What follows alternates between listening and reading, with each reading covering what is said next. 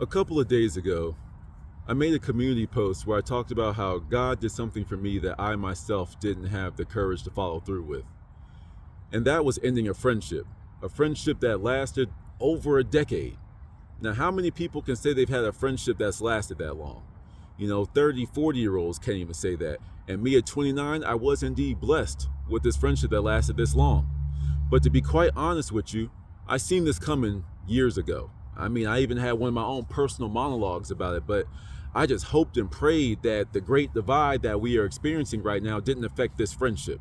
You know, I was reserving hope for this individual. I was saying, like, if I just sacrifice a little bit of my time, if I accompany them in their darkness, as I learned in my first venture with shamanism, I walk in their darkness with them, then maybe they'll come out of it on top. But to be honest with you, my hourglass has run empty. I ran out of patience, and when I saw my cue to go, I knew that was my cue to God, that this is what I had to do. You made the right decision when you feel lighter after, like a weight has been lifted from your shoulders. You see, I can go many different ways with this conversation, but just like how in romantic relationships things can get complacent, the same can be said in a platonic friendship, right? You see, in romantic relationships, they tend to get a little stale because two people stop communicating. They stop telling one another how important they are, how much they mean to one another. The intimacy lacks that passion now. Everything's getting old, you know what I'm saying? There's nothing to spice it up, it's just, you're just going through the motions. The same can be said about completely platonic friendship as well. The problem here, though, is another thing that happens in platonic friendships is that people think that they can speak to you in any type of way. And message to you, sweetheart, you picked the wrong time to do that. Now, I don't believe in coincidences, and this was an answer, like my grandma and my mom pretty much were saying, this was an answer to a prayer of their own prayers, let alone mine, because I was having conversations with God. I'm like, yo, what do I have to do? I am your vessel. Speak through me, act through me, do what you gotta do. I am yours. But like, what gives? You know what I'm saying? What else do I have to do before I see a little bit of progress, before I feel like the train is starting to move down the rails again? Like, what do I have to do? And when I had like one of my own little mini temper tantrums, this happens. So nothing happens by accident. You see, like I said, even years ago, I knew what I had to do. I just didn't want to do it. But now it's one of those things that's like, oh, and God sanctioned it? Oh, sis, you got to go. See you later. You know what I'm saying? Because like I said, you can't get slick at the lip with me right now. I'm stepping into a new age of myself. I'm stepping into my own personal golden age. The world itself is moving to a golden age, but I'm moving into my own golden age where I'm really starting to fit the frame of being a prince, a cosmic prince that's down on this earth to do prince-like things. I'm still working on I'm gonna word that a little bit more eloquently in the future, but nevertheless, it's like I'm stepping into that, and disrespect will not be tolerated. It wasn't even going to be tolerated before now, but now that I've accepted my royalty, oh, no, sweetheart, you can go. And I have another rule where it's like, even when it comes to disrespect, I can forgive. I really can. Hey, we're all going through things. You got a little slick with the lip. Hey, let's talk it out. Let's hug it out. All right, we cool. Bet. But one of the things you do not do is try to walk out of my life. If you were going to voluntarily walk out of my life over something this petty and throw away over 10 years of friendship, you're going to abandon me when I really need you the most. And you know what? I'm not going to take that chance with you. God already told me what to do years ago, but I wasn't ready to listen. Now that I'm at that point where my vibration is so much higher and I can hear the word of God in my head, say less. Because I know that God is clearing the way for something greater to come into my life. I told y'all, man, I've been on my grind recently.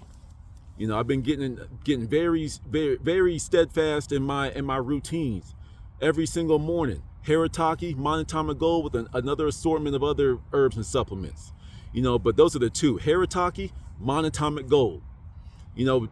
Meditations, prayers, calling on the Olympic spirits. Some of you might call them angels, archangels, whatever. But nevertheless, ever since I've been doing this morning prayer with God, literally invoking God to take in more and more, less of me, more of him, my life felt like it's starting to move again.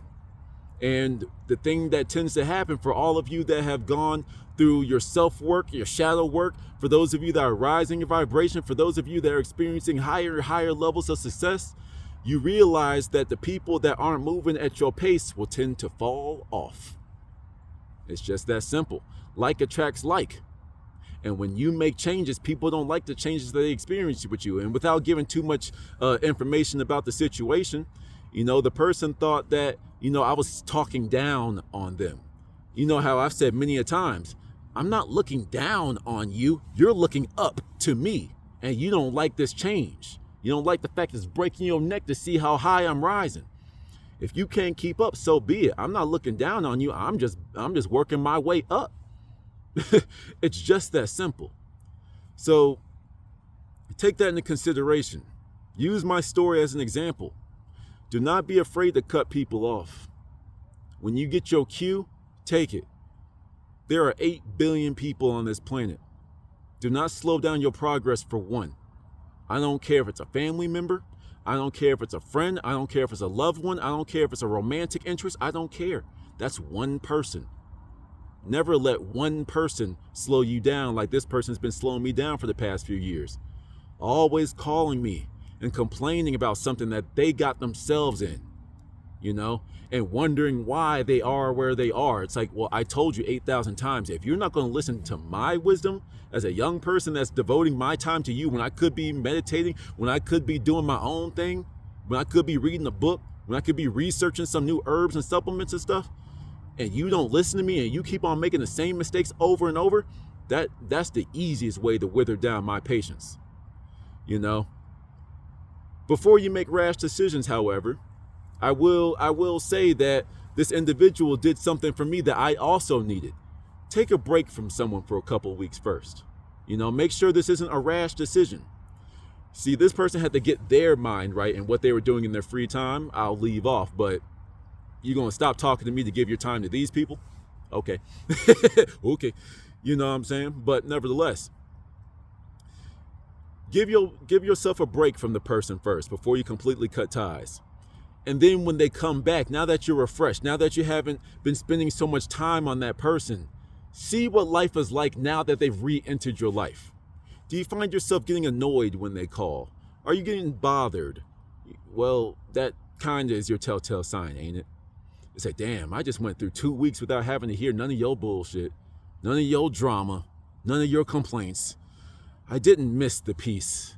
And now that you chose to walk out of my life, like my daddy says, you gonna need me before I need you. To the next one.